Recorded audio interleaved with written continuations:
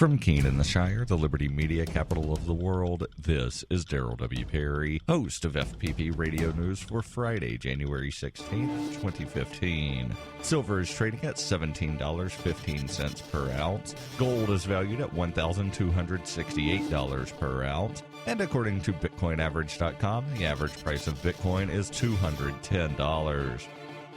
Antiwar.com reports a pair of U.S. drone strikes have killed 13 people in Pakistan's tribal areas, with 7 killed in a dawn attack on a North Waziristan house and 6 more killed in a second strike in South Waziristan. None of the slain in either attack was identified by name, though Pakistani officials predictably labeled everyone a suspected terrorist. 2 were said to be ethnic Uzbeks. Conspicuously, the Pakistani government has offered no criticism of the recent flurry of U.S. drone strikes after the strikes had ground to a halt in the wake of Prime Minister Nawaz Sharif's election and loud criticism of the campaign. In recent months, the U.S. has escalated the attacks back to pre-election levels, and Pakistani officials aren't even offering the token complaints they were before. This suggests that, despite the massive unpopularity of the attacks among Pakistani voters, yet another Pakistani government has a secret understanding about the U.S. campaign. Coinbase is a simple and secure online Bitcoin wallet for sending, receiving, and storing Bitcoin. Get started at coinbase.fppradio.com. That's coinbase.fppradio.com.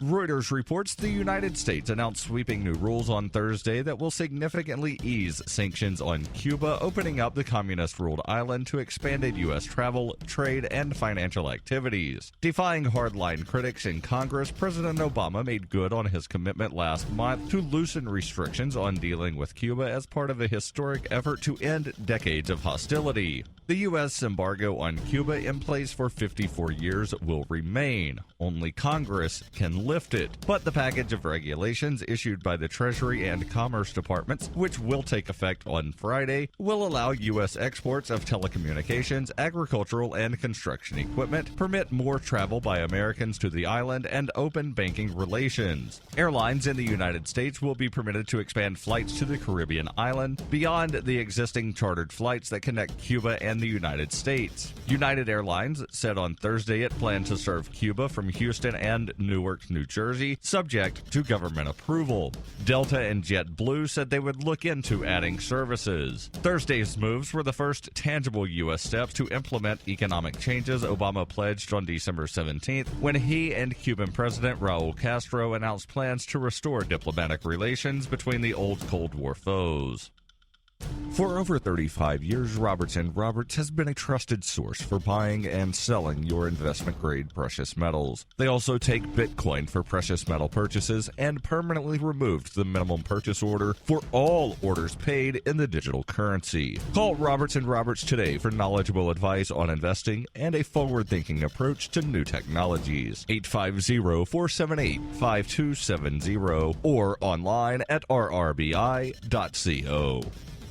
Wired reports, long before the Department of Homeland Security set its sights on Ross Ulbricht, the agency had another surprising suspect in mind as the possible creator and administrator of the Silk Road's massive online drug market. Mark Karpeles, the chief executive of what was then the world's biggest Bitcoin exchange, Mt. Gox. In response to cross-examination by the defense in Ulbricht's trial yesterday, DHS Special Agent Jared Dryegian revealed that in 2012 and 2013 he had pursued Karpeles as the suspected owner and operator of the Silk Road. He had also pursued Karpeles' Mt. Gox associate Ashley Barr as the voice of the Dread Pirate Roberts, the Silk Road's figurehead. Dryegian confirmed he had even gone so far as to seek a warrant to search Karpeles' Gmail account based on probable cause that the Mt. Gox owner had secretly administered the Silk Road in a bid to boost the price of Bitcoin and, with it, his own substantial cryptocurrency fortune. In an August 2013 affidavit written by Dryegian and read aloud by Ulbricht's defense attorney Joshua Draytel, Dryegian wrote,